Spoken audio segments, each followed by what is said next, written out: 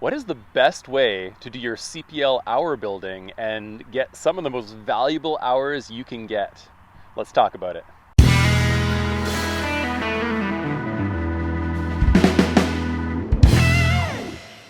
Hello, my friends. I'm Adam, and as some of you may know, this is my continuing journey to hopefully becoming an airline pilot sometime in the future here. And as some of you might know, I just finished up my commercial pilot's license, and in doing so, I had to do a lot of hour building there.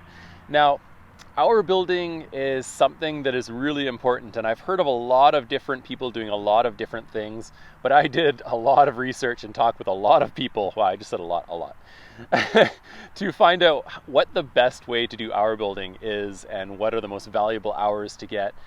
And so the main thing to keep in mind is when you're doing your hour building, what are you doing it for and what are your goals? And for me, my goal is to become an airline pilot. So for me, clearly the top goal is to get my ATPL, my air transport pilot's license. And to do so, you need a whole bunch of hours in different areas.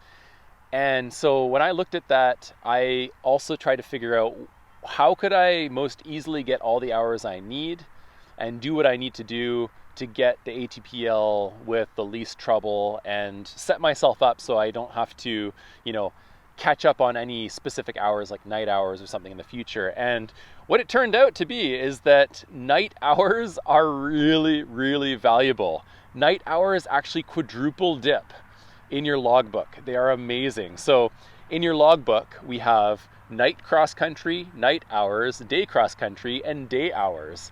Now, day cross country, of course, counts for your day hours as well. And your night hours are, just your night hours. However, your night hours also contribute towards your total hours, obviously, right? But for your ATPL, they actually do have specific requirements for night cross country and night, and of course day cross country and day.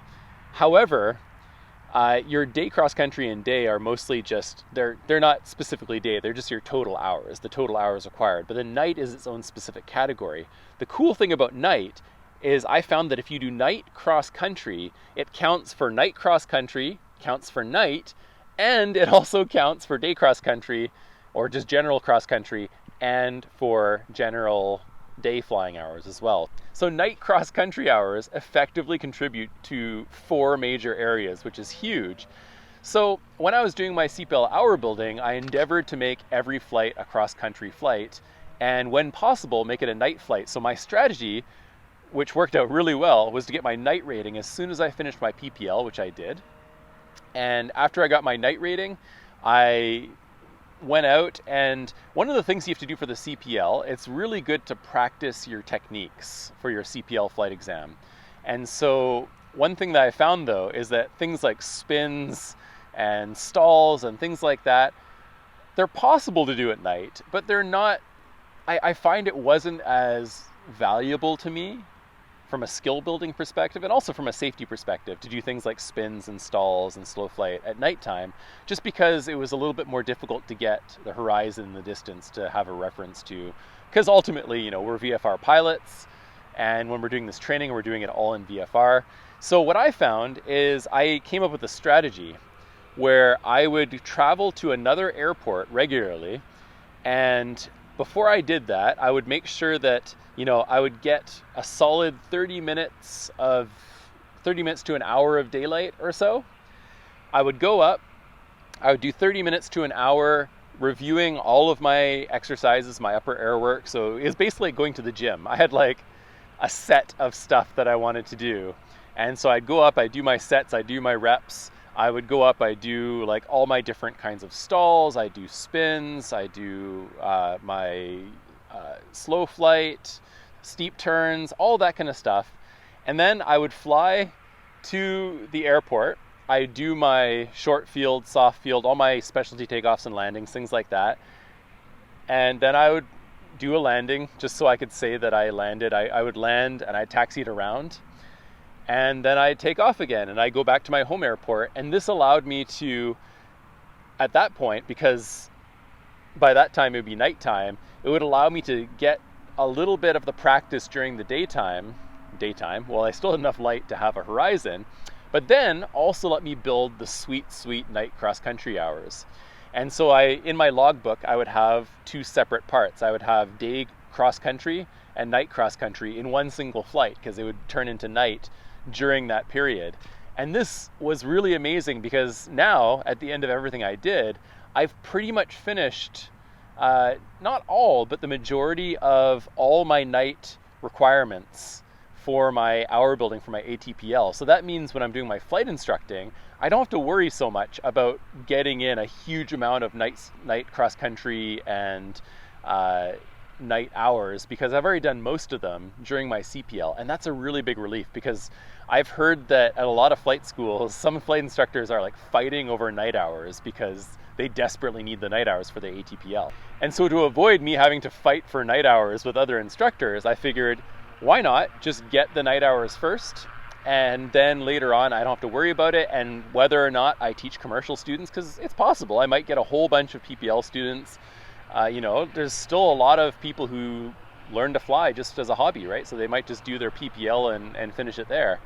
But even if I have like a limited number of CPL students, I'll be able to help them and get just a few CPL students and get the hours and reach the amount of night hours that I need for my ATPL without having to spend a whole bunch of my money to go do that. Because I've actually heard of a lot of pilots. I've seen one pilot do this, but I've heard stories from people about multiple pilots who, prior to their ATPL, they just go out and they do like 5 hour at a time cross-country flights at night, every single day for a week, and end up spending thousands of dollars of their money after the fact, after they've already done all their other hour building, effectively spending a lot more money because they didn't do enough night cross-country hours when they did their CPL hour building. So that's my strategy. Make every flight a cross-country flight so you get the cross-country hours you need, and cross-country hours are really good anyways.